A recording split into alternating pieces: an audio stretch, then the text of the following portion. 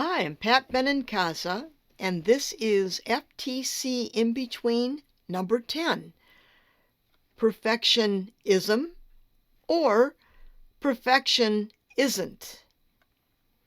Okay, fasten your listening seatbelt. This is a topic that has a stubborn reach deep in our creative psyche.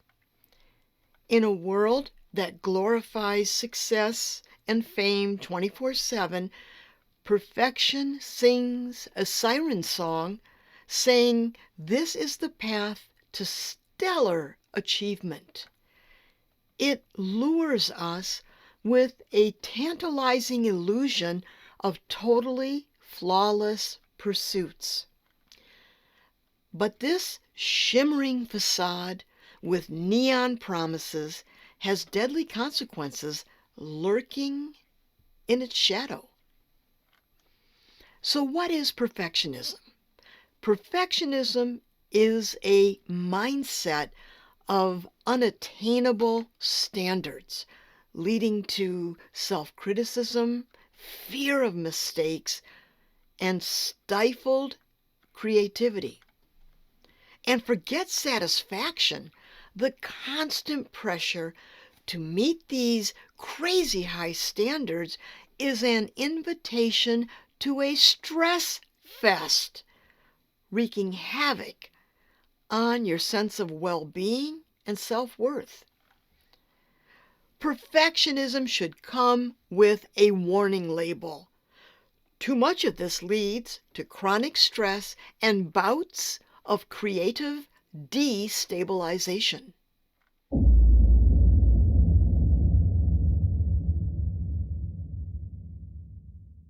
So why are we drawn to perfectionism?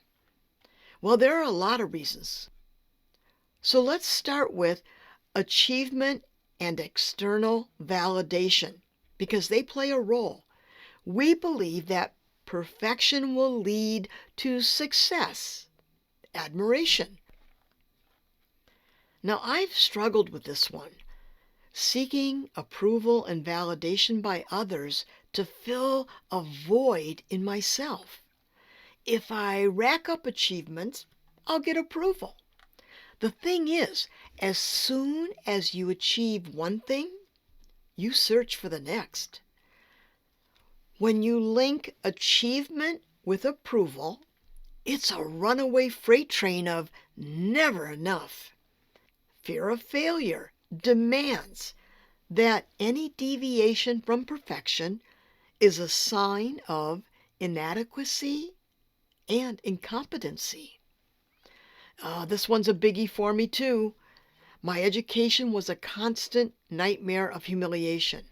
Going to parochial school, held back a grade, placed in slow classes, and being ridiculed for being a poor reader left me feeling intellectually inferior. I'm ADD and dyslexic, meaning my brain works differently. But parochial schools back then, whoa, they were very rigid. So fast forward, it wasn't until I left graduate school that I fell in love with reading. But in the meantime, I was terrified of failure. Now, I don't know about you, but I had to find a way to deal with this fear. Everybody has their own way of figuring things out. For me, my existential battleground was in my studio. I'm an artist. Why have a studio if I'm afraid to fail? The studio is not outside of me. It resides in a creative strength to be vulnerable and welcome art making with all its mistakes, disasters, discoveries, and magical moments. No more freedom doled out in self-imposed permission slips. Perfection offers an illusion of control in a crazy, chaotic world. A structure for uncertainty. What's not to like about that? It intertwines our self-worth with our ability to be perfect, and achievements become units of measure for identity. You believe that your value as a human being is based on your ability to be perfect. Your worth as a human being has inherent value simply by virtue of being human. You are a magnificent combo plate in the diner of life with unique qualities, quirky personality, talents, and experiences that make you, you. I digress. Back to perfectionism. Now, here's the deadly side of perfectionism: the constant stress, anxiety, second guessing, and exhaustion. Fear of failure kickstarts procrastination. If you fear failure or making mistakes, it's easier to find excuses to not begin a task or avoid the task altogether. I can't tell you the number of times when teaching art in high school and college, really talented students saying they didn't want to do a project if it couldn't be perfect. They set up this barricade of perfection that stopped them from crossing into creative risk-taking and finding opportunities. Well, if it's not perfect, I don't want to do it. Tying perfection to self-worth is a soul-crushing exercise that leads to a negative self-image and an endless shame cycle.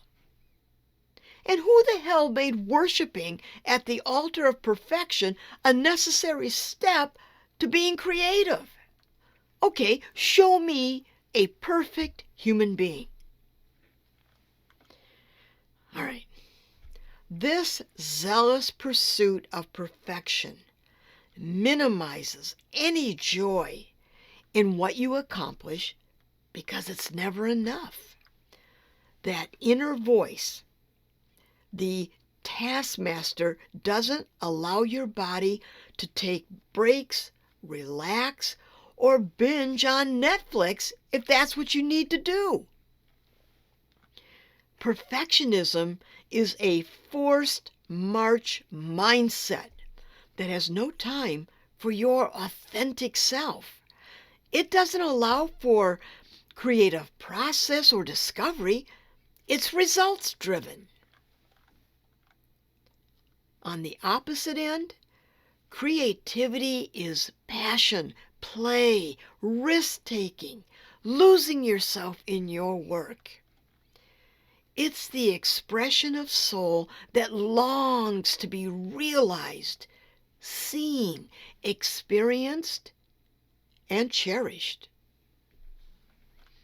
So let's play What If?